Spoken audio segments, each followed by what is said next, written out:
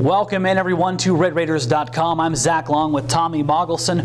Earlier this evening, the Texas Tech women's basketball team found out their destination and opponent in the NCAA tournament. And Tommy, we knew they would be at home. They are a first and second round host site. Now we know their placement. They are number 7 seed. They will take on the 10 seed South Florida from the Big East Conference.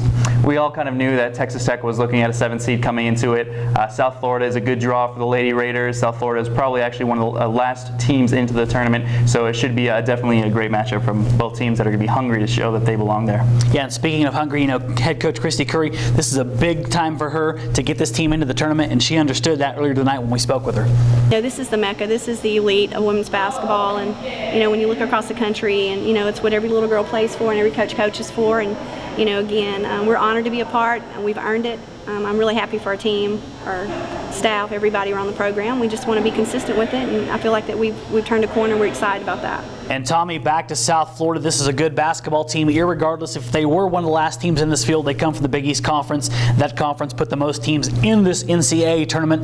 The Bulls are not to be taken lightly. Oh, absolutely. They are 21-10 overall and 9-7 in a very competitive Big East Conference. They have great wins against Louisville and Syracuse. They took Notre Dame to the limit twice this year. They're led by a pair of senior guards, Andrea and Andrell Smith. They're sisters. They average about 30 points per game between them. They also have a 3-point specialist, and Inga Orekova, who's from Ukraine. Very good. She's definitely a fantastic shooter, and Tech's going to have their hands full with all those athletes. As for Texas Tech's players, I don't think they really cared who the opponent was earlier. They're just excited to be back in the NCAA tournament. I'm excited. I was ready for anybody. I don't really know much about South Florida, but I know in the next couple of days our coaches are going to have something prepared for us. So I'm looking forward to playing somebody new that we haven't played before. It's good to get back, especially because we have all these seniors that had experience at both. But I think we use the negative as a positive. We learned from last year, and we know that we need to do good in order to get where we are this year, and we did it. So we just have to make sure we keep on continuing, and we know from the first year that we went, we could have gone farther, and we didn't do as well as we wanted to. So we have to make sure when we get there we're not complacent and we keep on playing hard. On the other side of the bracket here in Lubbock is obviously the number 2 seed, the Cal Bears, one of the surprises in the country this year. A very good run through the Pac-12 conference. This is a very good basketball team. Absolutely. They open up against Fresno State, a couple of local teams, but one thing about Cal is they finished the season really strong, maybe a little bit of a trip up in the Pac-12 conference tournament. 28-3 overall, number 6 in the nation heading into the tournament. Definitely a fantastic team, and of course an interesting storyline. Casey Morris, Tech's standout senior guard, played for 1 year at Cal before transferring to the Lady Raiders.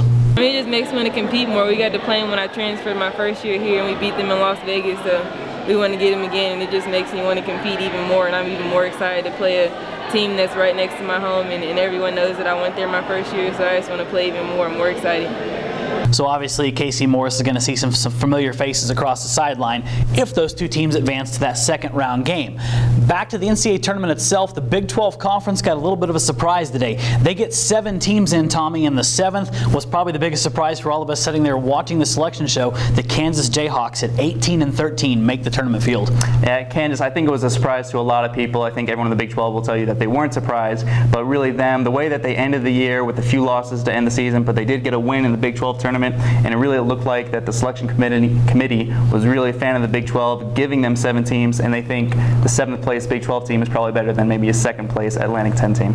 As for the rest of the Big 12 Conference, Tommy, here a look at these games very quickly. Number 1 Baylor, overall number 1 seed, powerhouse. They get Prairie View A&M in their own regional in Waco. Well, hats off to Prairie View A&M for making the tournament, but it's going to be tough for anyone to beat Baylor. I think if anyone watched the selection show, I think Baylor is definitely the team to beat. That seems to be where everyone's going now. Next highest seed for the Big 12 Conference, the Iowa State Cyclones. They're a 5 seed in the Spokane regional, the same as Texas Tech. They get number 12 Gonzaga. Yeah, Iowa State is definitely the Big 12 second best team. They're led, of course, by Chelsea Poppins, Anna Prinz, Hallie Christopherson. And the one bad thing is they get Gonzaga in Spokane in the first round. Potential for an upset there, but I think Iowa State takes care of business. The Oklahoma Sooners, they're close to the season, obviously left a little bit of an impression on this tournament selection committee. They are up to a 6 seed. They get Central Michigan. Like you said, they really did finish the season strongly. They beat Tech on Tech senior night 77-73. I think that really impressed a lot of people. They really were looking at an 8 before then, but hats off to them for really getting in there and getting that 6, avoiding that 8-9 matchup in the first round. And a little further north in the state of Oklahoma, the Oklahoma State Cowgirls in as a 7 seed. They get DePaul. DePaul is really another Big East team. They're kind of in the same situation as South Florida. And Oklahoma State, they're actually playing some very good basketball right now. They took Baylor very tightly in the Big 12 tournament, only lost by 8 there. I really like their draw. They'll get Duke in the second round if they can get past their first opponent. It'll be very interesting to see what they can do. And another team in the Big 12 Conference we weren't sure was going to get into the tournament, the West Virginia Mountaineers. They get Delaware in round 1, 11 versus a 6 seed. Well, West Virginia's got to be thrilled about getting in, but they can't be thrilled about their matchup. They get Delaware, who's probably just one of the darlings of the tournament, really the entire year. Elena Delle Donne is just one of the best players in the nation, and everyone's going to be picking them to go far. And that's a look at the other Big 12 teams in the NCAA tournament, but back to the point at hand, Texas Tech in their first and possible second round games here in Lubbock. And Tommy, it cannot be understated how important this game is to Coach Christy Curry, her staff, and the status of the Texas Tech women's basketball team.